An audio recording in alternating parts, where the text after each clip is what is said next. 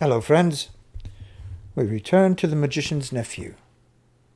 And today it's chapter 3, The Wood Between the Worlds.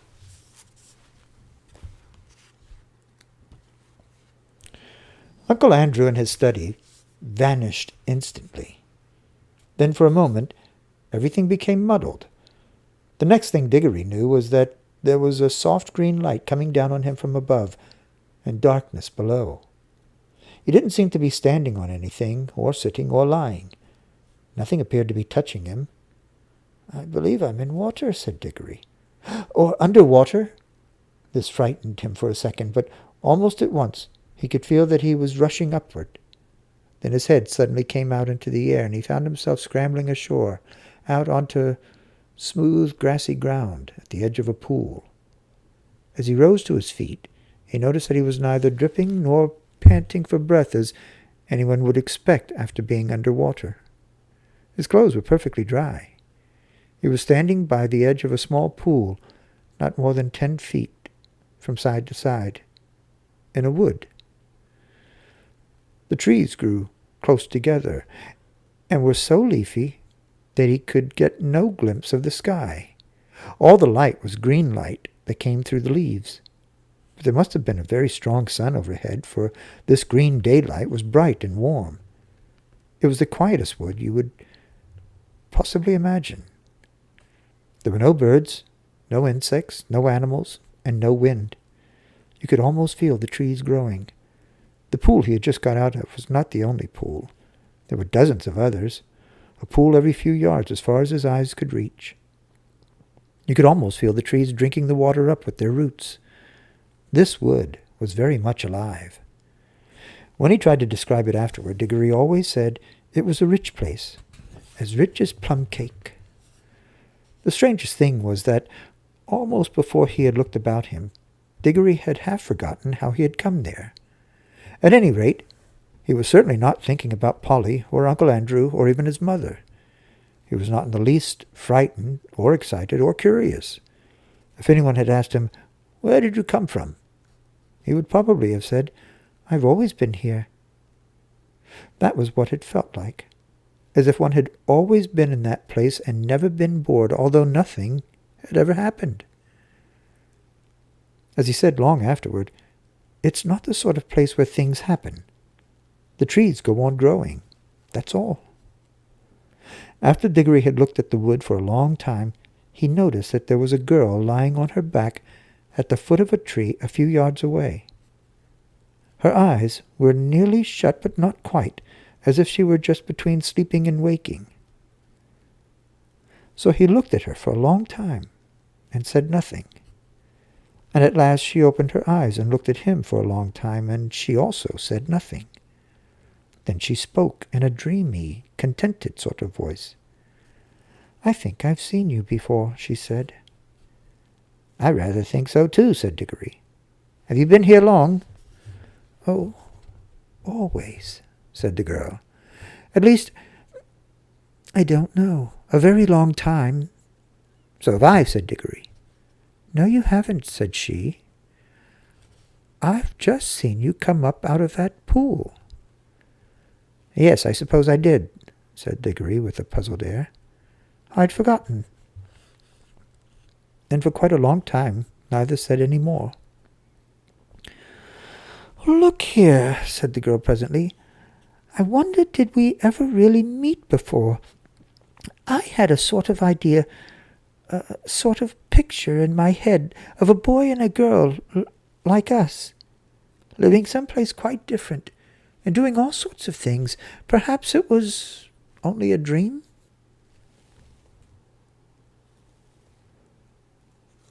"I've had the same dream, I think," said Diggory, "about a boy and a girl living next door, and something about crawling among rafters. I remember the girl had a dirty face." "Aren't you getting it mixed? In my dream it was the boy who had the dirty face." "I can't remember the boy's face," said Diggory, and then added, "Hello, what's that?" "Why, it's a guinea pig," said the girl. And it was. A fat guinea pig nosing about in the grass.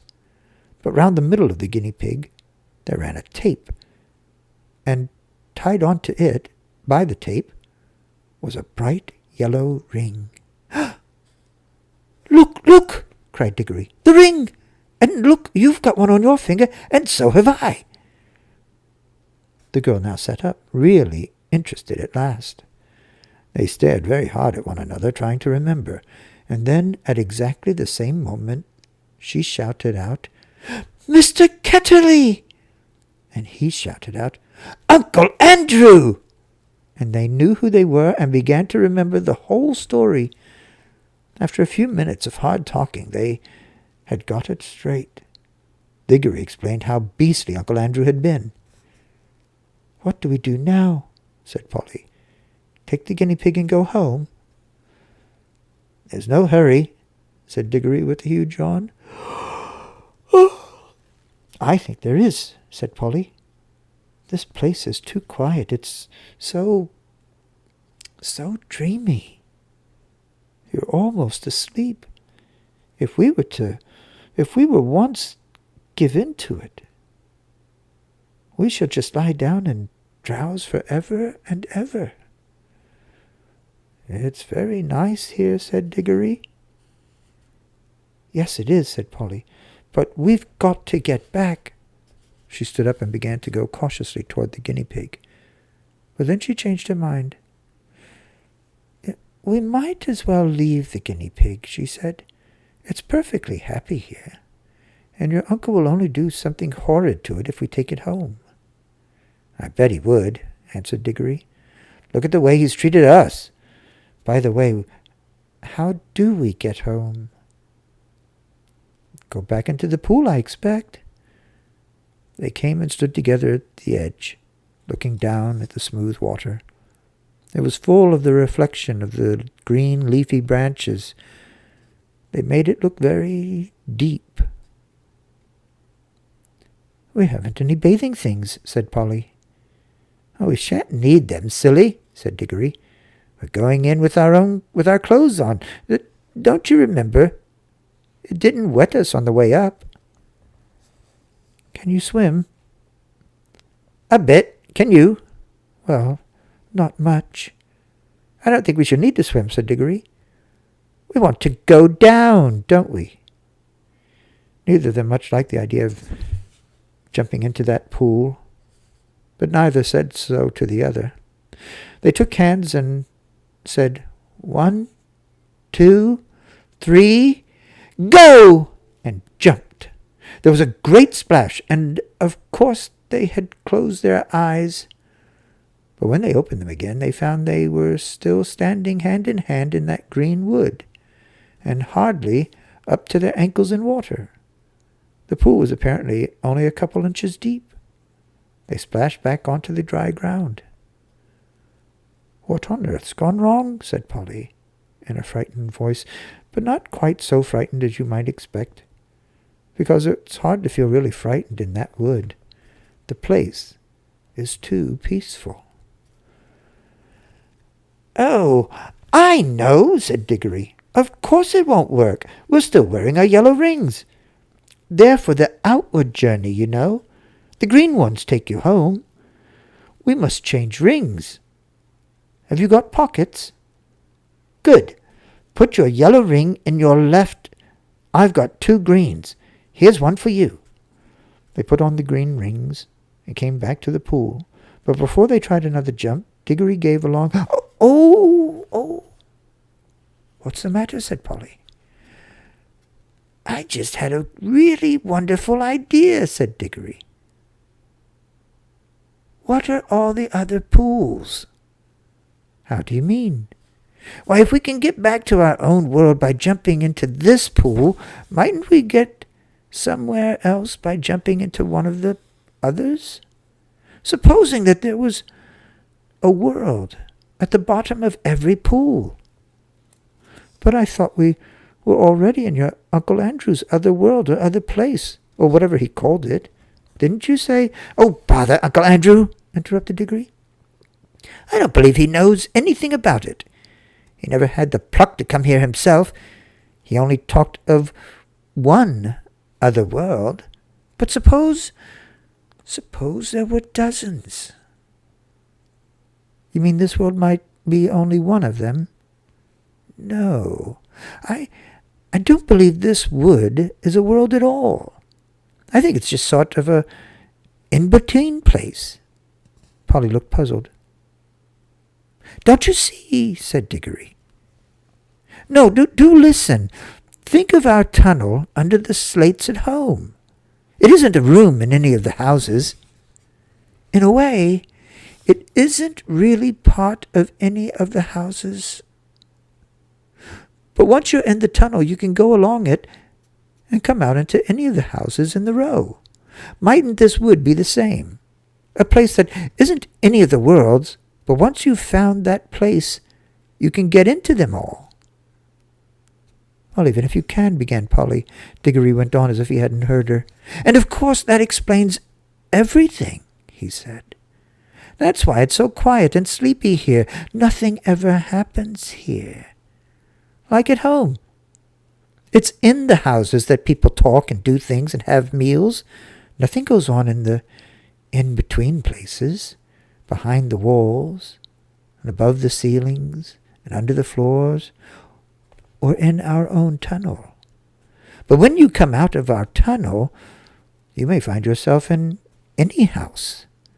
I think we can get out of this place into jolly well anywhere. We don't need to jump back into the same pool we came up by, well, not just yet. The wood between the worlds, said Polly dreamily. It sounds rather nice. Come on, said Diggory. Which pool shall we try? Look here, said Polly. I'm not going to try any new pool until we've made sure that we can get back by the old one. We're not even sure if it'll work yet. Yes, said Diggory. And get caught by Uncle Andrew and have our rings taken away before we've had any fun? No, thanks. Couldn't we just go part of the way down into our own pool, said Polly, just to see if it works. And then if it does, we'll change rings and come up again before we're really back in Mr. Ketterly's study. Can we go part of the way down? Well, it took time coming up, and I suppose it'll take a little time going back. Diggory made rather a fuss about agreeing to this, but he had to in the end because Polly absolutely refused to do any exploring in the new worlds until she had made sure about getting back to the old one. She was quite as brave as he about some dangers, wasps, for instance, but she was not so interested in finding out things nobody had ever heard of before. For Diggory was the sort of person who wants to know everything, and when he grew up, he became the famous Professor Kirk, who comes into other books. After a good deal of arguing, they agreed to put on their green rings. Green for safety, said Diggory, so you can't help remembering which it is, which is which. And hold hands and jump. But as soon as they seemed to be getting back into Uncle Andrew's study, or even to their own world, Polly was to shout, "Change!" And they would slip off their greens and put on their yellows. Diggory wanted to be the one who shouted change, but Polly wouldn't agree. They put on the green rings, took hands, and once more shouted, 1, 2, 3, go! This time it worked. It is very hard to tell you what it felt like, for everything happened so quickly. At first there were bright lights moving about in a black sky. Diggory always thinks these were stars, and even swears that he saw Jupiter quite close enough to see its moon. But almost at once there were rows and rows of roofs and chimney pots about them, and they could see St. Paul's, and knew they were looking at London. But you could see through the walls of the houses, all the houses. Then they could see Uncle Andrew, very vague and shadowy, but getting clearer and more solid-looking all the time, just as if he were coming into focus. But before he became quite real, Polly shouted, "Change!" And they did change, and our world faded away like a dream, and the green light above grew stronger and stronger, till their heads came out of the pool, and they scrambled ashore. And there was the wood all about them, as green and bright and still as ever. The whole thing had taken less than a minute. "There," said Diggory. "That's all right. Now for the adventure. Any pool will do. Come on, let's try that one." "Stop," said Polly. "Aren't we going to mark this pool?" They stared at each other and turned quite white as they realized the dreadful thing that Diggory had just been going to do. For there were any number of pools in the wood, and the pools were all alike, and the trees were all alike, so that if they had once left behind the pool that led to our own world without making some sort of landmark, the chances would have been 100 to 1 against their ever finding it again. Diggory's hand was shaking as he opened his penknife and cut out a long strip of turf on the bank of the pool. The soil, which smelled nice, was of a rich reddish brown, and it showed up well against the green. "It's a good thing one of us has some sense," said Polly. "Well, don't keep on gassing about it," said Diggory. "Come on, I want to see what's in one of the other pools." And Polly gave him a pretty sharp answer, and he said something even nastier in reply. The quarrel lasted for several minutes, but it would be dull to write it all down. Let us skip on to the moment at which they stood with beating hearts and rather scared faces on the edge of the unknown pool, with their yellow rings on, and held hands, and once more said, 1, 2, 3, go! Splash! Once again, it hadn't worked. This pool, too, appeared to be only a puddle. Instead of reaching a new world, they only got their feet wet and splashed their legs for the second time that morning. If it was a morning, it seems to be always the same time in the wood between the worlds. "Blast and botheration!" exclaimed Diggory. "What's gone wrong now? We put our yellow rings on all right." "He said yellow for the outward journey." Now the truth was that Uncle Andrew, who knew nothing about the wood between the worlds, had quite a wrong idea about the rings. The yellow ones weren't outward rings, and the green ones weren't homeward rings, at least not in the way he thought. The stuff of which both were made had all come from the wood. The stuff in the yellow rings had the power of drawing you into the wood. It was the stuff that wanted to get back to its own place, the in-between place. But the stuff in the green rings was stuff that was trying to get out of its own place, so that a green ring would take you out of the wood into a world. Uncle Andrew, you see, was working with things he did not really understand. Most magicians are. Of course, Diggory did not realize the truth quite clearly either, or not until later. But when they had talked it over, they decided to try their green rings on the new pool, just to see what happened. "I'm game if you are," said Polly. But she really said this because in her heart of hearts she now felt sure that neither kind of ring was going to work at all in the new pool, and so there was nothing worse to be afraid of other than another splash. I'm not quite sure that Diggory had not the same feeling.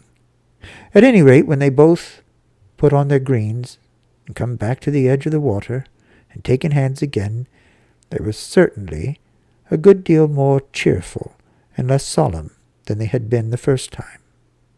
1, 2, 3, go! said Diggory. And they jumped. That's the end of chapter 3.